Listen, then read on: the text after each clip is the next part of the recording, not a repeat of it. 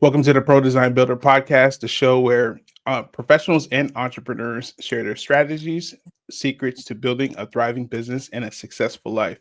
I'm Sam, your host, as we dive deep into the world of life experiences and entrepreneurship.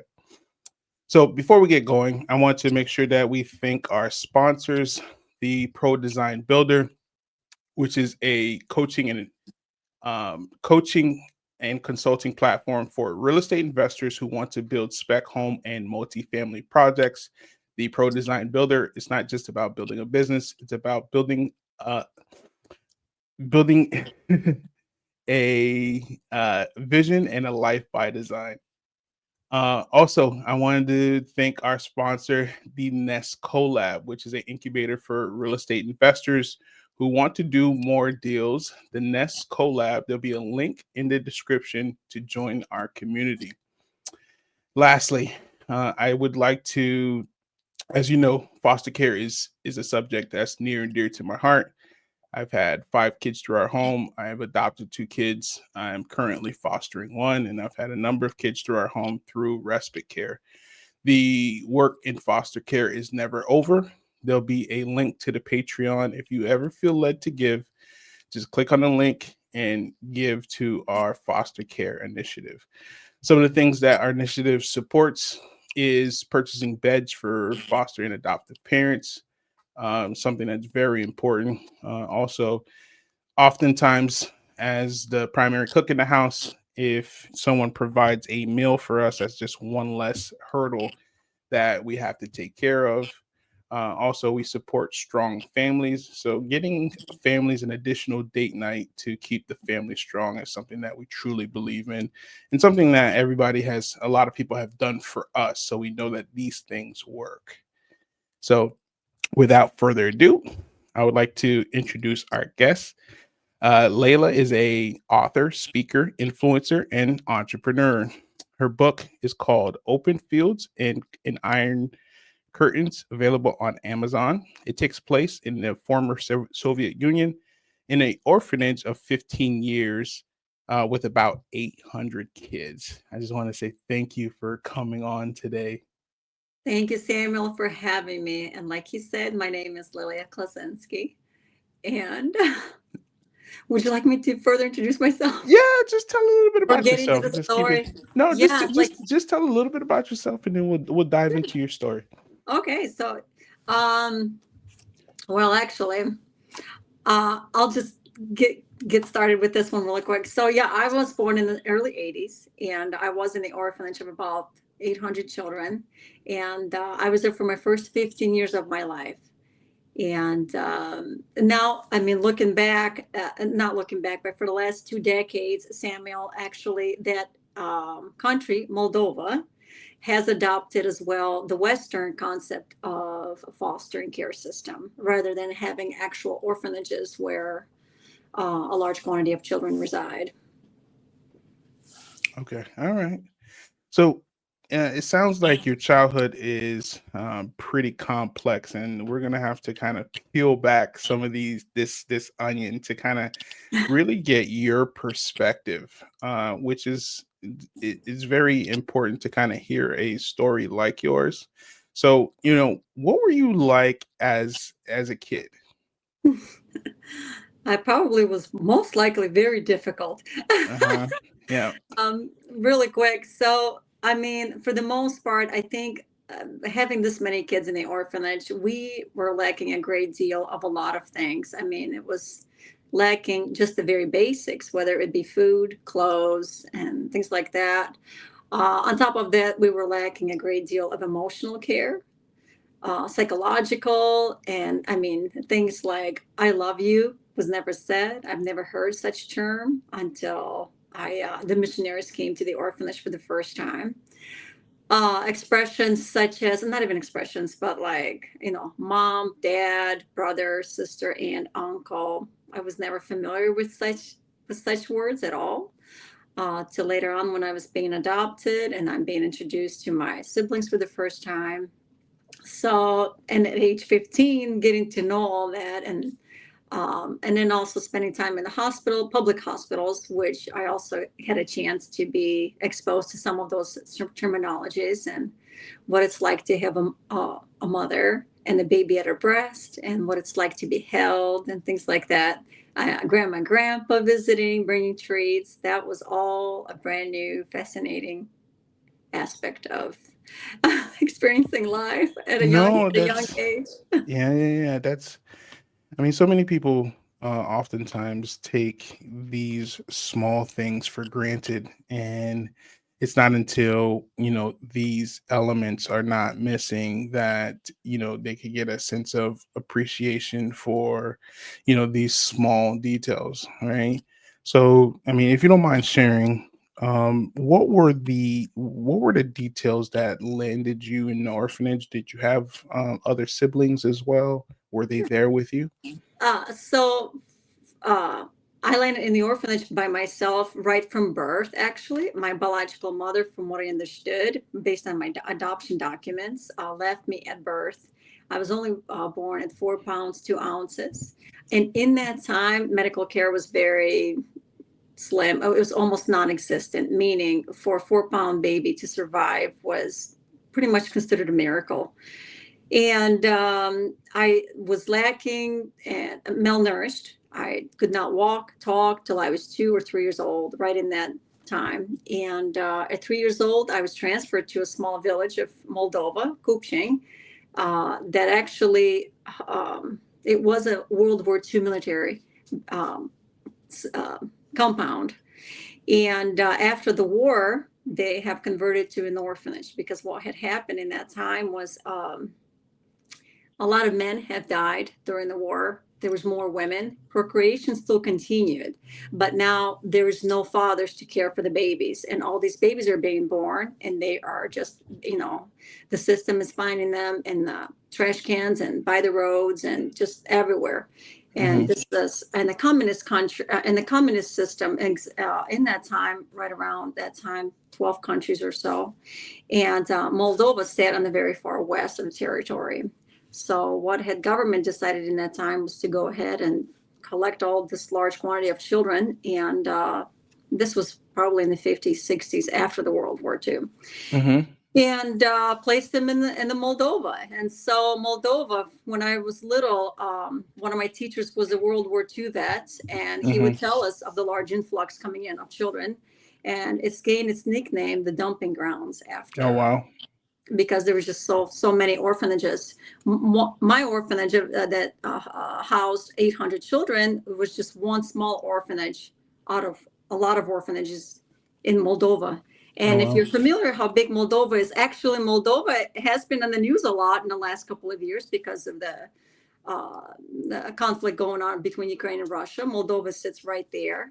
And Hmm. so a lot of people have become familiar with Moldova, as most of you know where it is. But it is 4 times smaller than Michigan. So if you can imagine the size of that, and then a large quantity of children and orphanages every 12 kilometers or so, it was definitely challenging. No, for sure, for sure. I can't imagine. So something that's relatable that I see with children that is in foster care is this malnourishment, and then also too this delay that happens in your growth, whether it's speaking, learning, or ABCs, or the basic things. So can you kind of just tell me a little bit about, obviously there was some delay there. Did you have delays in your speaking and your reading and stuff like that? What was that struggle like for you?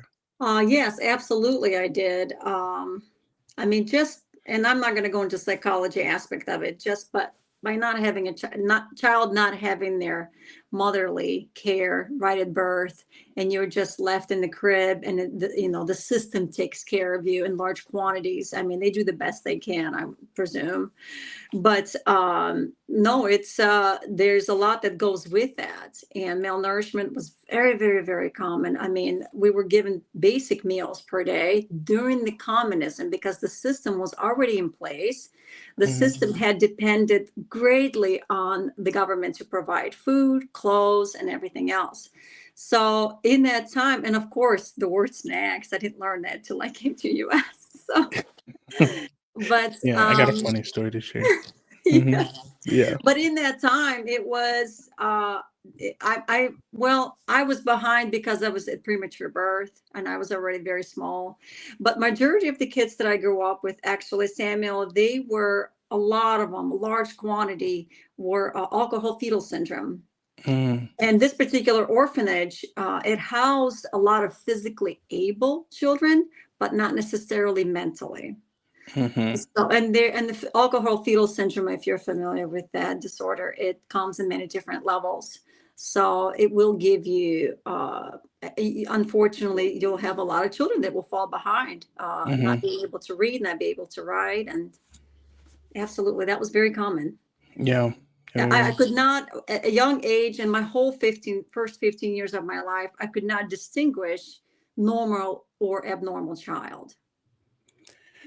Yeah, because you're sucked I'm in, so to surrounded. speak. Yeah, you're surrounded, right? And it's your bubble, and it's It, also your normal, yeah, right?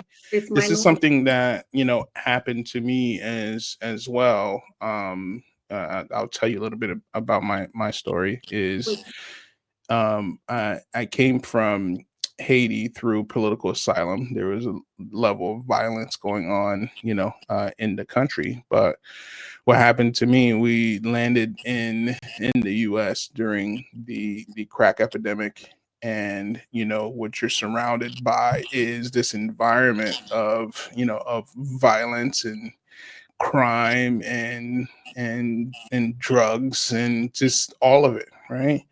And then I remember, and this is for me, it was like the first 12 years or so that was my normal, right? And that I didn't. I was telling my mentor when I met him, I was like, I couldn't see out until I saw out, right? I didn't know there was other options or other ways of living. I assumed that people live the way I live. That's how I thought life was, right? So this bubble that you described, that not being able to tell, what's what, I could definitely, relate to that. Yes, yes, you're right. Our system was, and what's interesting is that our system was very closed. Hmm. And like, so for example, like the concept of God did not exist. The only Correct. concept of lowercase God existed in my system inside this fence, was the red flag and the serving of the image of Vladimir Lenin on Hmm. the flag. So that was our only concept of God. There was no Correct. understanding of any higher power or anything else. It was just did not exist. I mean, Hmm. we were good socialist republic, servants of the state, and that's how we were brought up in that time. And I wanted to go further, Samuel, to Go give for us it. a chance to. It's interesting because the communism, when it did fall, I was about 8 or 9 years old. That brought up a whole new dynamic of, I mean, talk about survival. It became the new norm, as in like the food stopped coming in, the clothes Mm, stopped coming in. All of a sudden, we were no longer struggling through shortages. We were struggling through nothing at all now. nothing. Yeah. We are receiving absolutely nothing.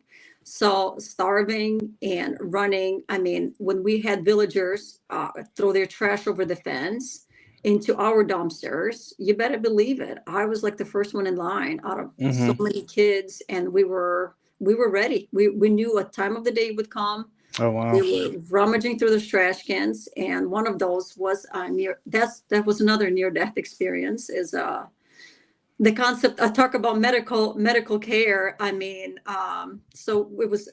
bad food poisoning. You never knew Oh, what you got wow. into the dumpsters Correct, because correct, you correct, ate correct.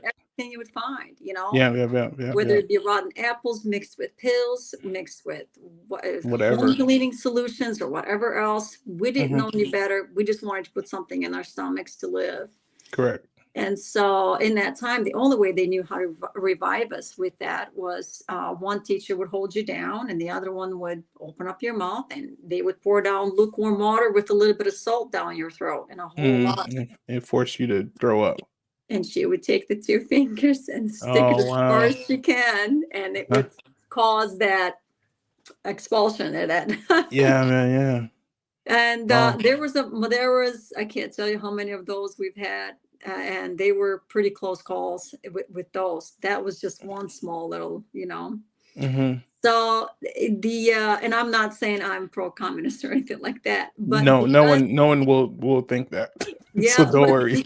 Yeah. because the way the system was set up and because it's depended so much on that, it caused the after effect and long-term effects. I mean, it went on and on for years before they could bring in the so-called new norm and try Hmm. to get things back in order and not in chaos. So how would you say these experiences, especially in survival, how would you say they had long-term effects on you, on the way that you process things, or the way that you viewed things, or how were you able to, and then how are you able to recover? Sure. Well, actually, I'm not sure I could say I've ever. I mean, I've only started to recover on the emotional aspect only just in the last 6 years. My physical suffered a lot, but I mean, in the last 30 years being in America, I have been blessed with that beyond. So, physical aspect of myself is really good. The intellectual understands a lot of what went on then and why things happened the way they did. Spiritual is always thriving because, I mean, one of the stories I have that I could share is such an amazing testimony of how great our God is. And in that time, when I was about 9 or 10 years old, and this is about a year after the fall of the communism, new director came into the orphanage, and he Hmm. was just a young, vibrant young gentleman. Yeah. And we were so excited about him. And one of the times he purchased a campsite outside of the orphanage. So this is the first time we get a chance to experience going outside the orphanage and like Yeah. be free. And this camp sat in the middle of the forest in the middle of nowhere. Hmm. Anyway, so it was one of those times. Unfortunately, there was an ambush set up, and a bully just ordered a pretty hefty beating on me. And in my book, I speak a lot about that and about the different things. And so it was one of those times when I got a pretty hefty beating because I just refused to submit to her ways. I wanted to run again and I wanted to just leave that forsaken place once and for all. And we were all susceptible to that because that's just the way it was. The beating was very, very common. Hmm. And How old were so you? How old were you? I was about 8 or 9, Eight or 10, nine. right in that. I have a difficult concept with age and numbers Makes because I sense. didn't I didn't find out how old I was till I was 12 for the first Oh, time. oh, wow. Yeah. I didn't understand numbers related to a human being. Hmm. The Yeah. only thing up to then I ever knew about myself was my first name, Lilia, Oh, and that was wow. it. Yeah. So, Yeah. but yeah, it was one of those times when I just everybody went for breakfast. I ran and I went behind the forest, through the forest, and I tripped over the vine floor. And I didn't know the territory, but it brought me down through a steep hill that landed right into the pond. It landed me in there, but I couldn't get out. I couldn't swim. There was nobody there to witness anything, unfortunately. The wall was just straight up. There was nothing to grab onto, and I just started to drown. And Mm-hmm. it came to a place in that time where I realized I knew I was gonna die and this was gonna be that's it. Because Mm-hmm. I was reaching the bottom to where I couldn't hear the earth sounds anymore. Oh, wow. I stopped fighting. I called the chapter Peace in the Depths of Despair Mm. because I ran and I ran because I was in despair. But when I reached the bottom of that pond, it was extremely peaceful. Mm-hmm. And once I was ready, I just let go. It was just out of nowhere, this amazing, I can never put it in words. The only thing I could ever describe this particular event that took place is amazing power, the great power that Mm-hmm. brought me up from under my feet, pushed me back up onto the surface. And because I fought for so long, I was already somewhat on the other side of the pond to where I could grab onto something there and pull myself out of the water.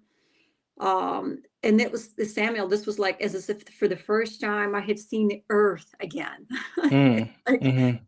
I laid there for hours on end, just amazed at the sky and at the surroundings around me. And I was just amazed by the beauty because I was just overtaken by that.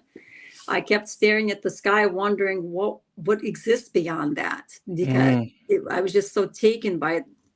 I wanted to know what this great power was that saved me.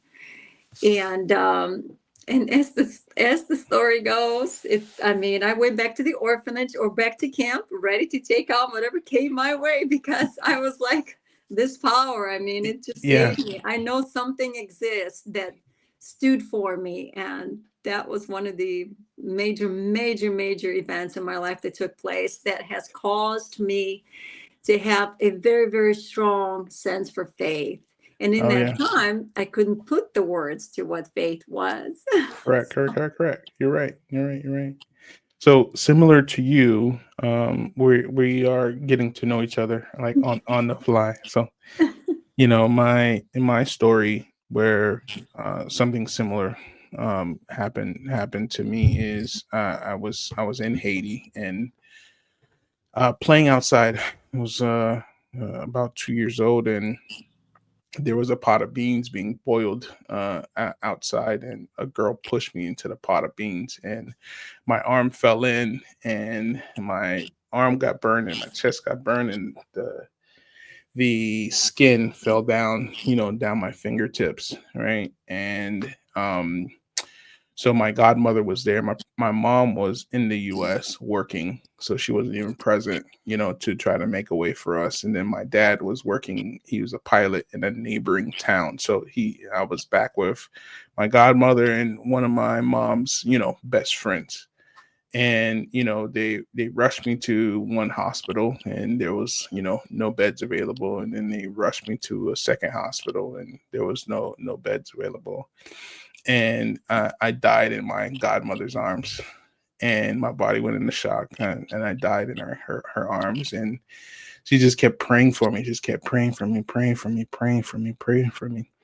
And how it was described to me, it was like in Second Kings, where I don't know if it was a boy that died, and the wise man came, and he face to face, mouth to mouth, and just prayed over him, and that's how they were praying for me. And at one point someone even said, hand me his body, and she was just like, no, I'm gonna pray for him.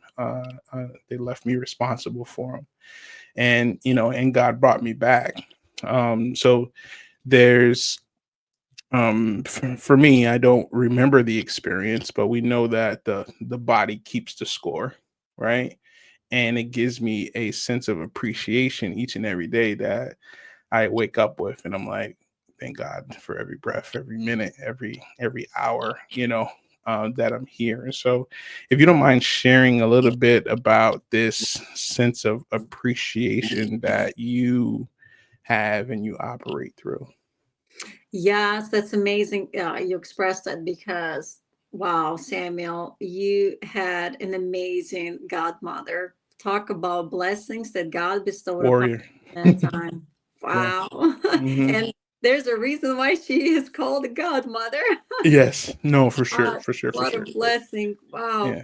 Yeah. Gratitude is definitely at the forefront of my attitude. No matter what comes my way, the good, the bad, and the ugly, gratitude is the first thing that comes out of my mouth because I have experienced so much turmoil, Samuel. It's a lot easier for me to, for some reason, come to a place where I'm just more grateful for Hmm. everything, no matter Yep. what. I don't always understand Of everything on the course. surface. I mean, I am almost 44 years old and I Hmm. still experience hardships. I don't always Correct. understand where where God is bringing all this and why, but just trust, and I have faith, and gratitude is definitely at the forefront, like I expressed. One of the things that I wanted to, the gratitude that comes from me is my adoption wasn't exactly a fairy tale story.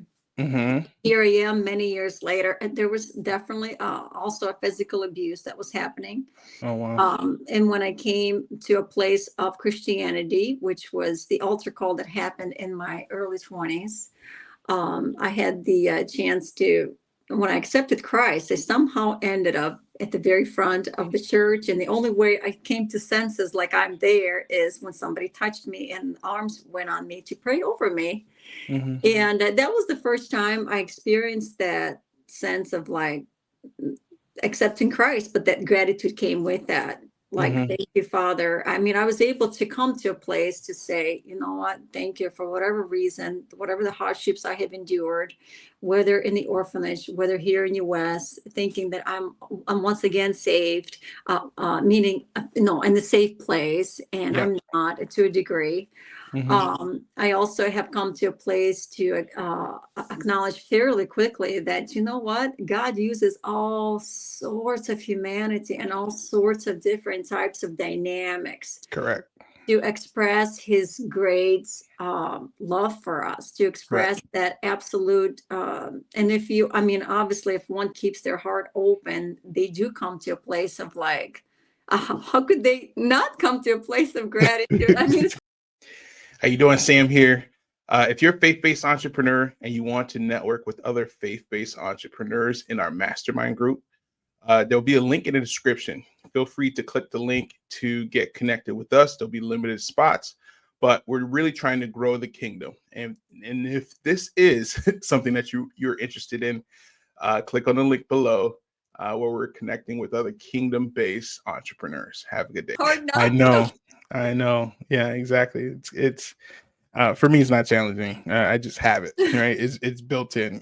It's just in my clock, sort of speak, It right? comes Because it automatic. yeah, it puts things into perspective, right? And wherein you grow up as challenged as you did, and as I did, it's easy to look at things with a lens of gratitude, or you could look at it through a lens of bitterness, as well. That's where I am grateful that I have that relationship with God intact, and it provided so much clarity during this this dark time for me in my life, right? So now I could see the vision nice and clear of what he wants for me in my life, right? And you in your life. Right. So Mhm. in our church we have this saying, and it's for the one, right? It's for that. Your story is for that one person that will connect with it, and it will touch them, and it will draw them closer, right? My story doesn't sound exactly like yours, but it's for the one. And that's why I do the work that we do in foster care, because it is for that one, right? You want to give them the opportunity to flourish and thrive and grow. So Yeah. mhm. Actually, it's yes. So speaking about foster care and individuals that make those efforts, I also wanted to add, so we didn't have foster care system, obviously, but Mhm. and now that I'm older and I understand things the way they were, so back during the communist times, it was one adult per 40 kids, Mhm. approximately. Okay.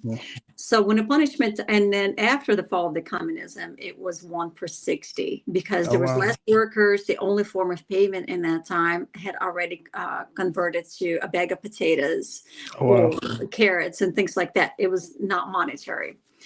And so a form of punishment, there was many different types, and very, very cruel. I mean, it's just unjust. It's just Hmm. wrong. But what had happened, like for example, when I got punished, and it's not that I never stole, because obviously we had to steal, and we had to, and older girls sold themselves for sex. That was a very Mhm. common thing because it was the only way to get something in our stomachs. And when the finger got pointed at you by an adult or by a so-called individual that's taking care of you, Hmm. That individual didn't have the time to go through 60 different emotions Correct. and figure out like who's telling the truth or whatnot. If the majority fingers pointed at you, let's say 20 out of 60, you got punished. You got punished Hmm. severely. And so whether it be walking on dry corn on your knees, Oh, whether it wow. be doing 1,000 sit-ups with a very heavy chair, not on your head, but above your head, Oh, wow. whether it be those fresh green sticks that you get from outside because they tell you to go get a stick. Um, Hmm. and then another form of punishment was grabbing you by your hair and nothing but by your hair. And Hmm. this nickname was called mopping of the floors. Oh, wow. And they would just take you nothing but by your hair and shovel you back and forth and shift you back and forth. So the punishment was very, very cruel. I never Hmm. excused that type of behavior. Yep. And I won't say that we didn't have, there was times when God did give me so many different, hold on a second. Let me go back a little bit. So when Go for it. I have written my book, Go for it. Open Fields and Anchors. Yep. Like you have introduced me in the beginning. Yes, yes, yes. For anybody watching and listening, about 6 years ago, when we speak about when you asked me a question back, how am I today and how did it form me and this and that? Well, physically good, intellectually learning. My spiritual has only propelled when I accepted Christ into my life, but my Hmm. emotional aspect has been lacking for a long time. Becoming a mom, becoming a wife for the first time 20 years ago, learning the whole process of family dynamics and this and that. And then, of course, growing up where I grew up, not having ever the nurturing aspect of, I had a lot to learn. Hmm. Granted, I will say God did bless me when I first came to Christ. God blessed me with like 3 or 4 families that came into my life where I learned many different family dynamics and Hmm. set what it's like to pray with each other, what it's like to talk about difficult topics, a mother to the daughter, and the father taking out his daughters to on dates and things like that. Those are all the new things I was learning, and I was just eating it all up because I was like, it gave me for the first time that hope that I could actually have a family of my own. Oh, wow. Because Hmm. in that time I didn't have it. I was like, who would want to have bring children into this world after Hmm. Yeah. what I've just been through, you know? Correct, correct, I mean, correct. sexual molestation happened to me. It started at age 7 and 8. It was in first grade and it continued till pretty much 17 and a half. That's how long it Mm. lasted. Oh, wow. So you can imagine that my emotional was very screwed up. I Hmm. didn't always have a good sense of what belongs where. Hmm. And so and of course, I would say, because I've had a lot of people ask me, well, how are you coping with this and that? How did you even happen to do the way you did for the last 20 years as a mother and things like that? And I said, well, I mean, Christ by my side has helped me tremendously. Yep. Learning from the women that are surrounded by me, godly women, I have learned so much. I have taken so much from that. The emotional aspect that was lacking in me, I took a better turn about 6 years ago, and I took on that healing process and I dove in. Talk about, I was involved in a lot of with the Christian counselors that Hmm. helped me, Samuel, pull away the onion layers. Okay, Yep, yep, yep, it yep, yep. helped me do one at a time. But what had happened though is a lot of times helped me, it gave me the right tools and it helped me cope with a lot of things, but it never really gave me that sense of like we have reached where we need to be. Hmm. And so, about 6 years ago, when one of my good friends, I'm talk about God's divine appointment for things. Let me tell you, they came into my life just in the right time. But they introduced us to this program called Murray Method, Okay. and her work is focused only on the emotional aspect of our being. There's 4 main pillars, and spiritual, intellectual, physical, and emotional. And Hmm. so, and hers focuses only on the emotional. She says, if you need a spiritual address, go to your priest or your whomever. Yeah. If you need a physical address, go to the gym or go to the doctor. Uh-huh. If Yeah. you need emotional, I've got you. Oh, got you. Okay. Perfect. So, and her emotional is at God centered.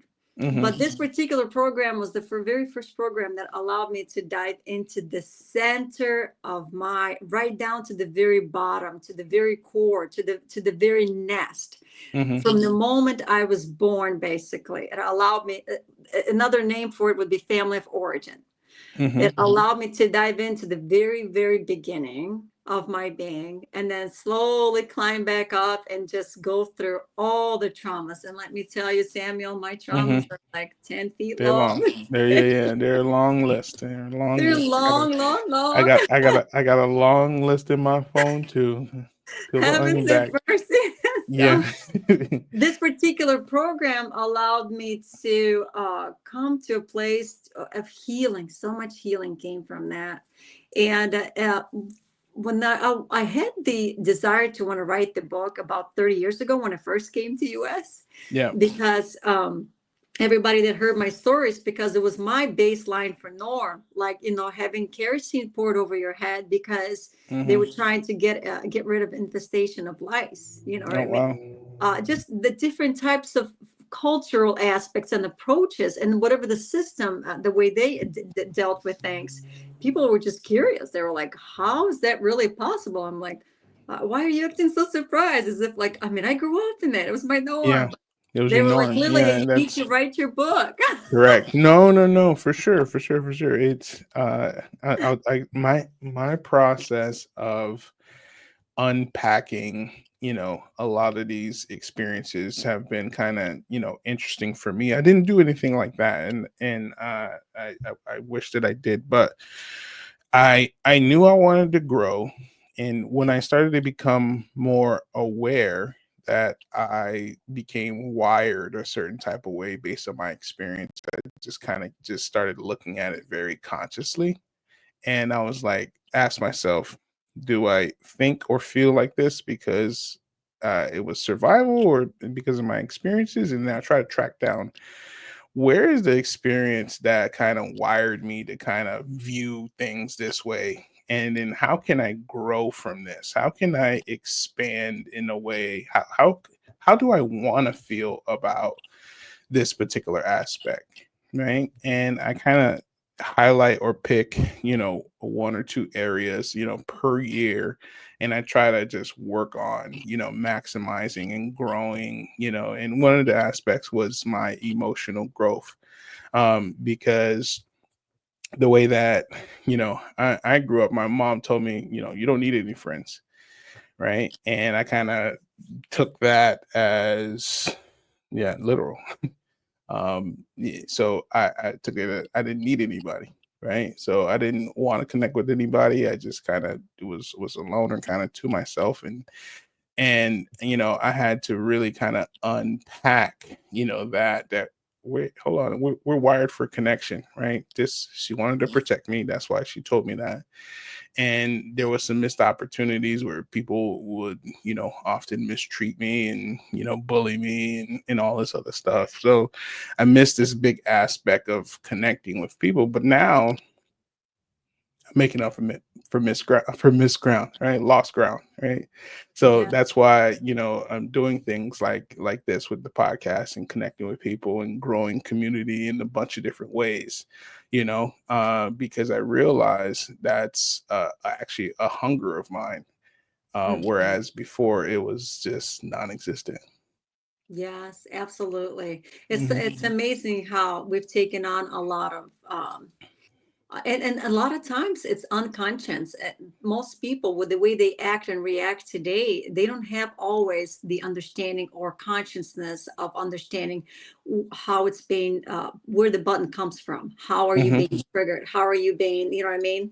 Yep. So, but this particular program allowed, because it went down to the very bottom and you start to slowly grow with it and figure out as you go, as you were growing, it really opened up my senses for understanding that pool of all of your stuff. Like, let's say that would be your tape, when when she said not to you don't need any new friends. So Hmm. it's something you adapt, but now you're using it as for everyday life.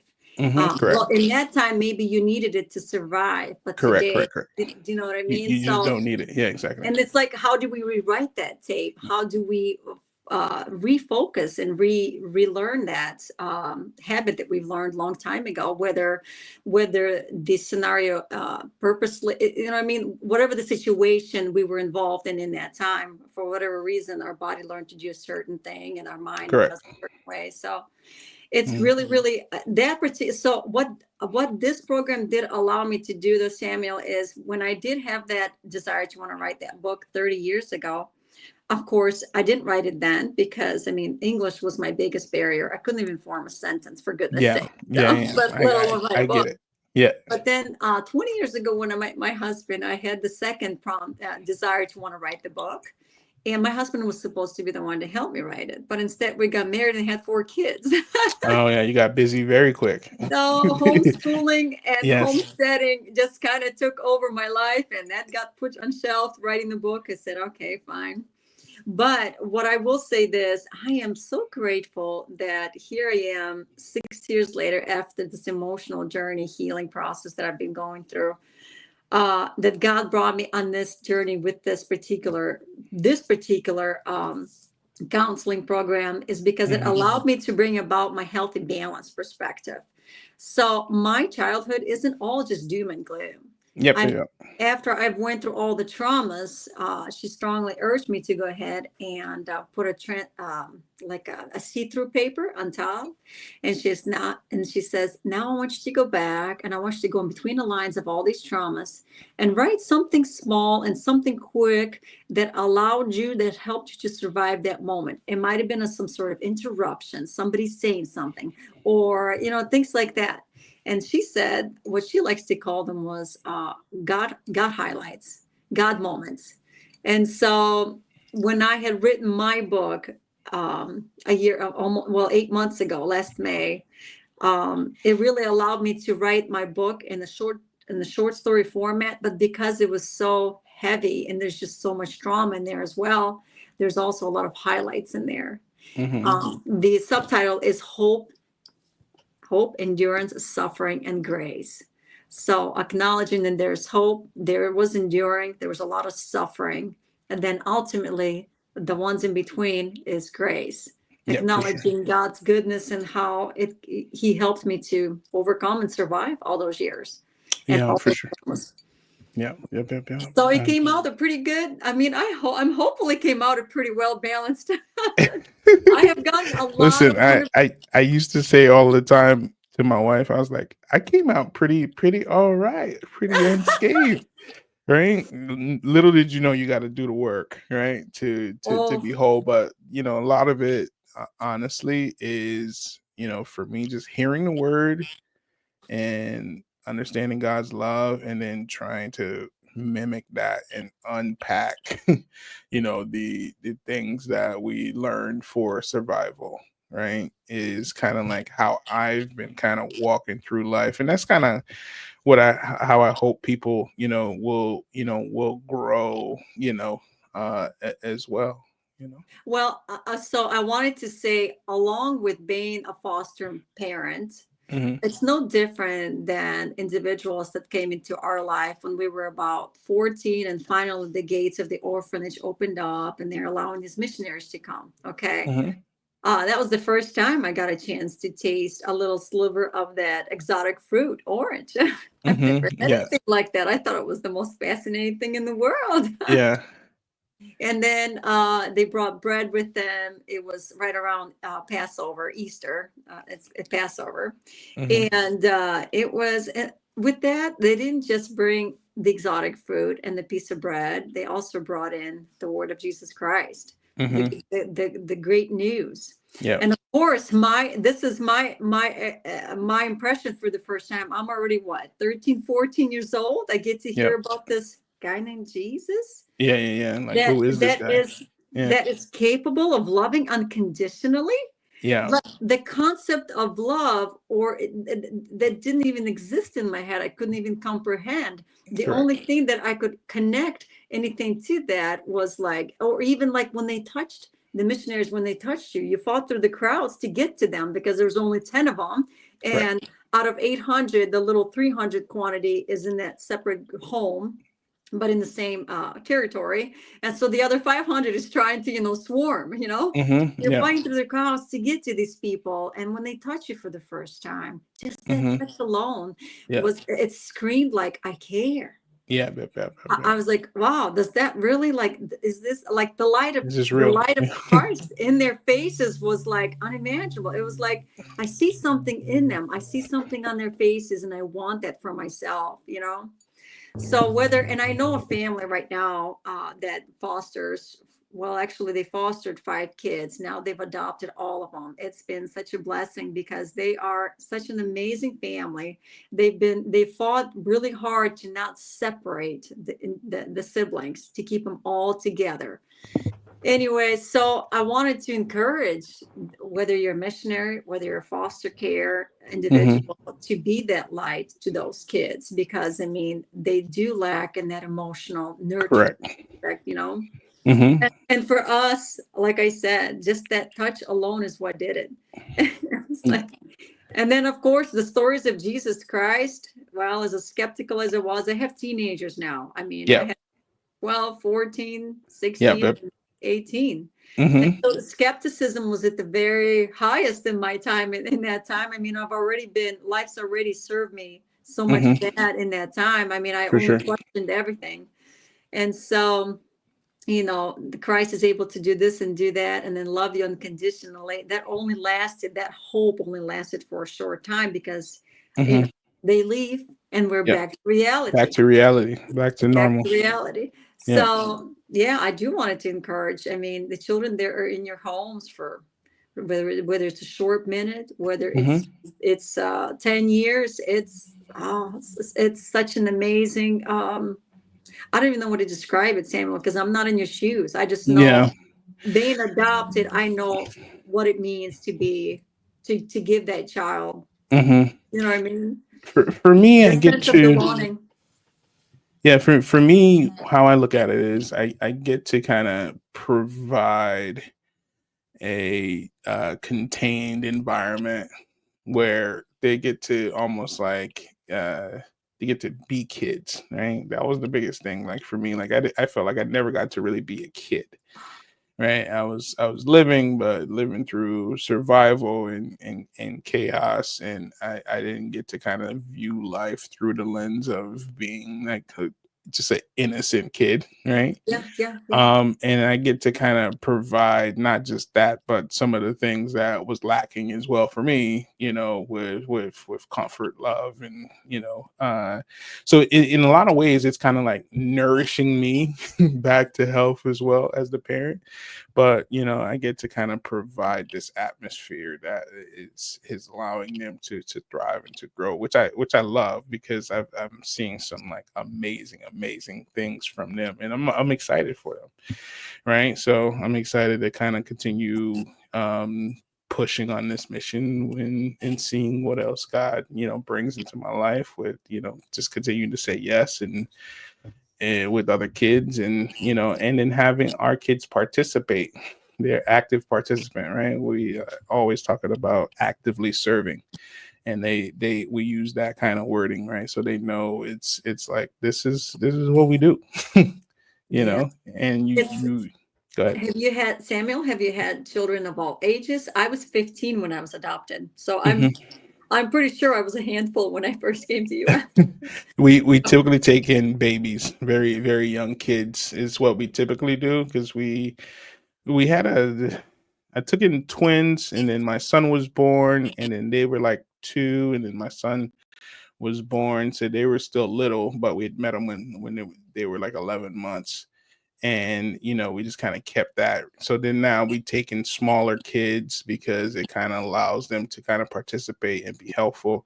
I do want to adopt older kids at some point. I want to just make sure that our kids are structured and disciplined, and are in the right place for that. I want to be able to you know, get a kid that's going to age out and provide a home that allows them to kind of be safe and come back to, and just have meals, and just have someone right to kind of rely on. So that's kind of like what my whole vision is about. So Um, thank you for sharing so much. But uh, I wanted to transition a little bit, right? And we could still continue to dive into your story, but um, because one of the things that I've seen or strength from going through challenging times is taking on challenges like being a entrepreneur, right, or starting your business, right?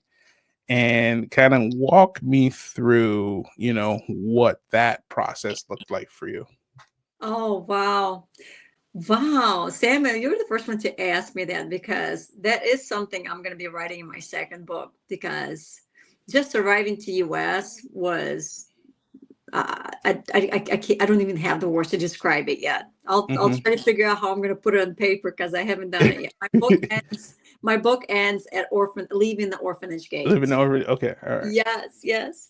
But arriving to US offers such a brand new, oh my gosh, it was a different culture, different world, different everything. Experiencing exotic colors for the first time and all that. Hmm. One of the things that my adopted father did say was a land of opportunity. It was as if like you can have your own business, you can Hmm. have your own so of course infrastructure in our country in that time, let's say a church is going up, it would take, or even a regular building would go up, it would take 20 years for it to actually go up, and Oh most wow. times it never would ever get finished. Oh wow. Coming to US infrastructure, your home is up in like 3 months. Hmm. Yeah. Yep. Yep. Not even, maybe even shorter than that in Yep. some Yep. Yep. cases. Hmm. So I was really fascinated about the infrastructure. I was very fascinated in how quickly things can come about. And so one of my stories that I speak of in my book is cleaning. So after I've done a lot of my healing and journey. Cleaning homes is my business. I clean Hmm. homes, Yep. but I have taken what was meant for bad. I have Hmm. taken it into converted into good. So I have Yep. so much goodness that came out of that.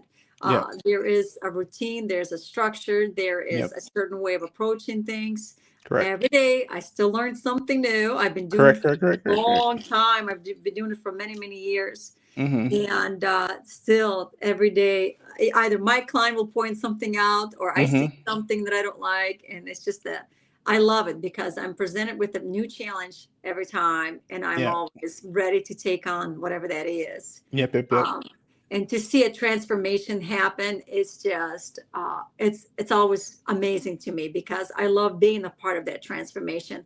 I can come into someone's home, I see what it is, my eyes lock in, my focus Yep. is on, and I'm ready, and I can flip it in 3 hours. You know Yeah. what I mean?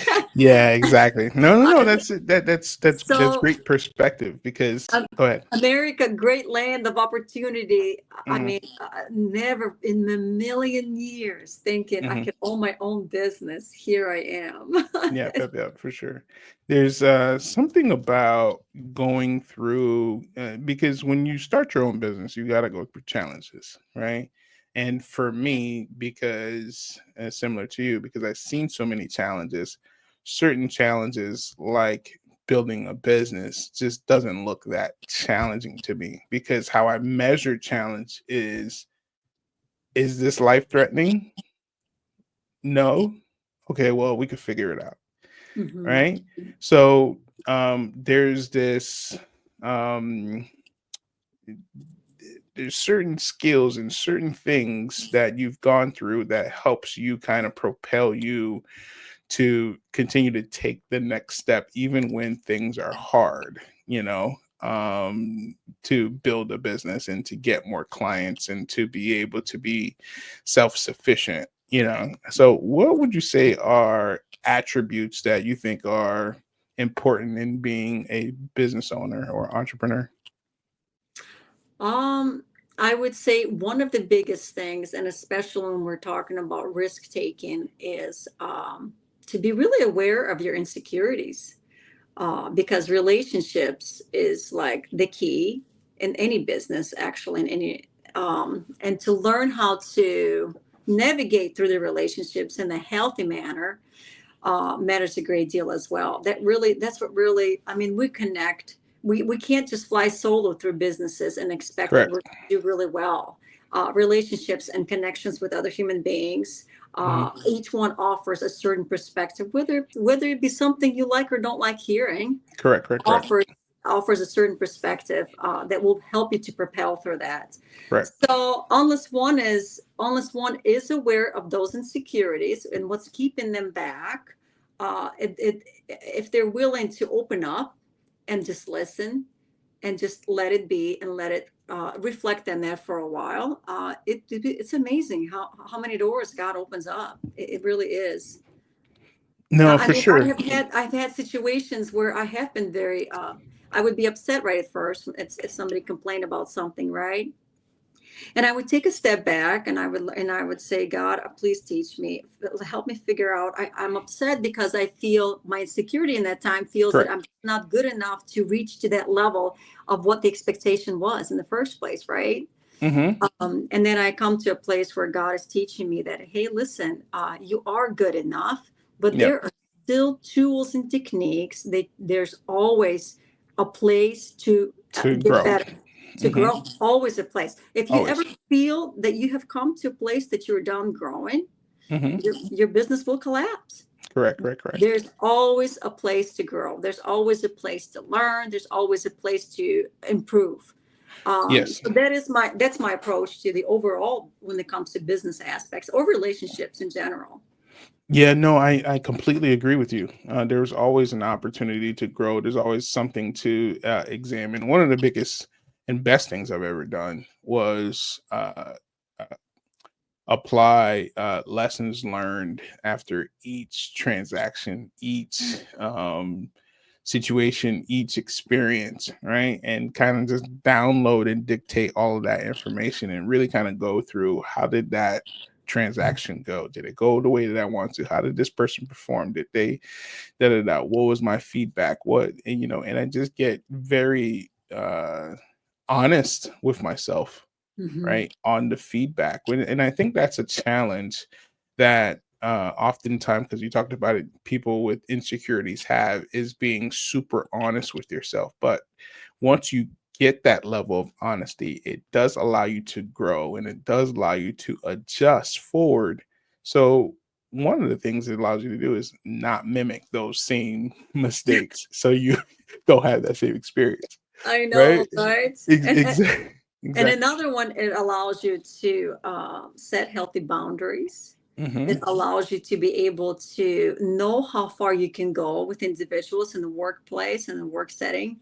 The more you are in tune with your own self, the more you are in tune with your own knowing where your things are coming from, how you're triggered, how you're affected, how you're feeling, even to know how where your feelings are coming from, like you Correct. expressed earlier.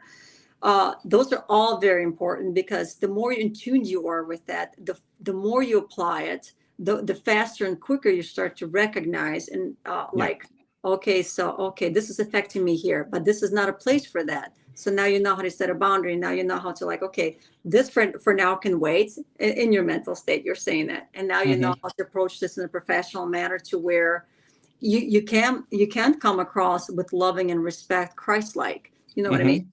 Correct, correct, correct, correct. Yeah, and this is all a growing process, very similar to a lot of your stories, my story, and stuff like that. So one of the biggest reframes I literally discovered this reframe last year was life happens for me, not to me, right? Mhm, And mhm, then what can I learn or grow through, reframing some of these experiences that I've had to help me grow, right? mhm, And that's something that is, I feel like, is a nugget to you guys that are watching, is reframing these experiences, especially the traumatic ones, mhm, right? And so I got very tired of um, being re-victimized, right? Because you adjust in a way because of this thing that happened, right?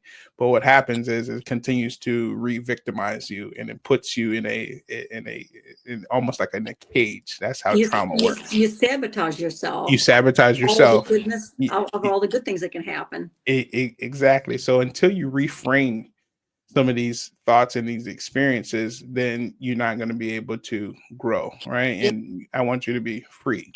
And that reframe that you express, I like to call them rewriting of Correct. the old tapes, whatever is Correct. holding you down, whatever is traumas. For example, I like to encourage people to just, of course, with a healthy counselor in place, Hmm. Yeah. to dive in actually to the very bottom of it and figure out, because unless this is my quote: "How low one will go is how high they will fly." Correct. Correct. Correct. That Correct. was one of my realized goals I came up with about 5 years ago, after I've started, the emotional health journey process, and I realized to where, and for some people, peeling away the layers might work. It depends, you know. Yep. Hmm. For me, for example, because I had such a pile of traumas that I had to work through, I was like, I needed to just really dive in. So Yeah. Yep. Yep. Yep. For sure. You got to it want to worked for grow. me. Yeah. Yeah. No. No. For sure. For sure. For sure. So at the end of every podcast, I ask everybody this one question: is what would you say is your best lessons learned from life and in business? Attitude of gratitude. That's it. Yes, it. That's it. That's It's it. that simple. That Attitude. is. I That mean, is. even if it's hard for you to say thank you, just Hmm. whisper it or even say it in your mind. And the more it comes and the more you start doing it, the more it Hmm. becomes evident. Even your attitude will change. Correct. Your systematic surroundings around you starts changing as well. The things do become positive. When you're coming across an individual that is unfortunately maybe having a bad day, you know how to act and react in a healthy way. Do you see what I'm saying? Not just in the way where you're just brushing them off or you are reacting in the rude way and things like that. There Yep. is way there, so there's a trick to that.